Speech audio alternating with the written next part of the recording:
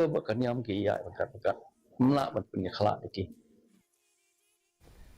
Menteri Katanat Puli Putih Rukom Sangma ulapan bena baka Sorkar Jylla shan kan sapen mi ya kijing betha shagi jaka puli khamtam kitu kibayo jingkershan na ka Sorkar ban penshisha ya ki Rukom Siew by Skul jongki menta kani ka sinjam katmu ban pentikna ya kijingla ban yo ya kijing puli ka bayarangkat bat ban weng ya kijing ha kijingla ban Siew nalor kata ka Jylla kan pentrekam ya ka School Quality Assessment and Assurance Framework SQAAF kabala pensyong nongrim ha ka Rukom trekam jongka NAAC ban bishar Bniah ya gicing trekam jongki Skul ban kentiu ya gicing long ka basai bat ban bu ya ki kendon ki bayadai ha keleng katanan.